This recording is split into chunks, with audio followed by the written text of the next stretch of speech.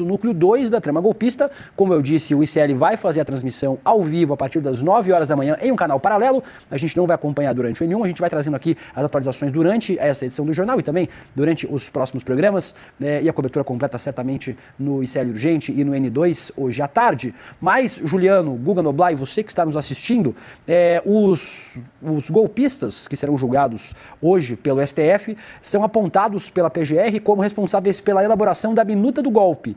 As acusações incluem o monitoramento e assassinato do presidente Lula, do vice-presidente, então candidato Geraldo Alckmin, e do ministro do Supremo Alexandre de Moraes. Tudo isso além da articulação dentro da Polícia Rodoviária Federal para dificultar o voto dos eleitores da região Nordeste durante as eleições de 2022. Vamos lembrar quem é quem nesse núcleo 2 da trama golpista?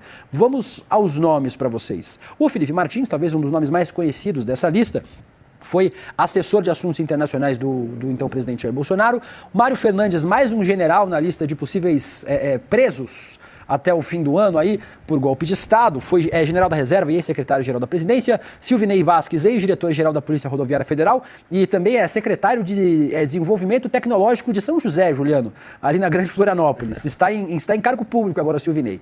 Fernando de Souza Oliveira, delegado da Polícia Federal. Marcelo Costa Câmara, coronel da reserva e ex-assessor de Bolsonaro. E Marília Ferreira de Alencar, a única mulher, inclusive, na lista de todos os denunciados e todos os réus da trama golpista, ex-diretora de inteligência do Ministério da Justiça. Guga, como é que está a movimentação em Brasília para o começo de mais um julgamento, dessa vez do núcleo 2 da trama golpista? É o núcleo 2, mas é o terceiro núcleo a ser julgado. Falta ainda o núcleo 4 para fechar os 4 núcleos da trama golpista. Pois é, aqui em frente ao STF a movimentação ainda está fraca. Não vai dar muita gente aqui hoje por conta desse julgamento, né? Mas, como você falou, tem alguns nomes graúdos, algumas estrelas do golpe, digamos assim. Um deles, o Felipe Martins, que era assessor especial para assuntos internacionais do governo Jair Bolsonaro. Daí você vê o quão desqualificado era o governo Jair Bolsonaro. Pegou um influenciador olavista de internet meia tigela, que não tem nome, que não tem histórico, que não tem conteúdo, mas que era um fanático da extrema-direita, que era um saudosista dos Cavaleiros Templários, era alguém que, enfim, um católico medieval, digamos assim, e colocou como assessor justamente por ser um influenciador da extrema-direita. E a gente viu que o papel dele no golpe foi elaborar a tal da minuta do golpe, junto com um advogado que ele escalou para contribuir com isso. Ele apresentou, portanto, a minuta do golpe ao Jair Bolsonaro, que numa primeira versão era até mais radical, previa a prisão de diversas autoridades públicas, alguns ministros do STF. Depois o Bolsonaro deixou um pouquinho mais light, digamos assim, que era para tentar convencer o Exército a aderir ao golpe. Ele sabia que se apresentasse a minuta do Felipe Martins, o Exército não aderiria, como que acabou não aderindo mesmo, com uma minuta enxuta, mais light, que previa então a prisão do Alexandre de Moraes, mas não mais a de outros políticos, como tinha na primeira versão. Até o Rodrigo Pacheco poderia ser preso na primeira versão que foi apresentada. Mas enfim, por conta dessa minuta, ele está aqui, está encrencado, vai responder o Felipe Martins, que também chegou a ser preso, ficou 6 meses preso, supostamente por ter fugido do Brasil.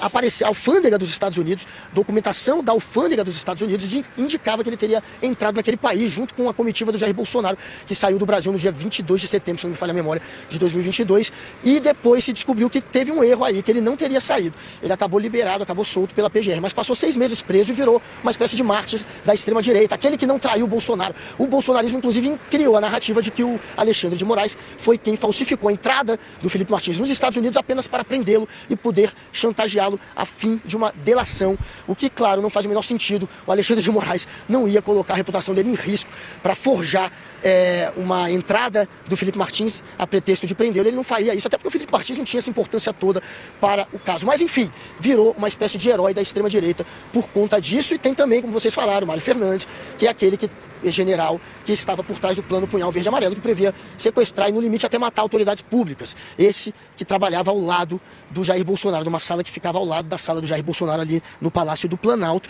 e que imprimiu esse plano de assassinato dentro do Palácio do Planalto, inclusive. Também teremos o Silvinei Vasquez, que era o diretor da Polícia Rodoviária Federal, junto com a Marília Ferreira, que era secretária adjunta aqui de segurança aqui no DF. Eles elaboraram aquele plano para impedir a votação de eleitores do Lula, tentando criar obstáculos para a votação de eleitores do Lula no dia do segundo turno. Então ela, inclusive, foi flagrada, mensagens dela, dizendo que só ia parar de trabalhar no final do dia 30, que ia fazer o máximo, portanto, para impedir a votação, depois dizendo que Belfort Roxo era vermelho, que tinha que atrapalhar Belfort Roxo, e também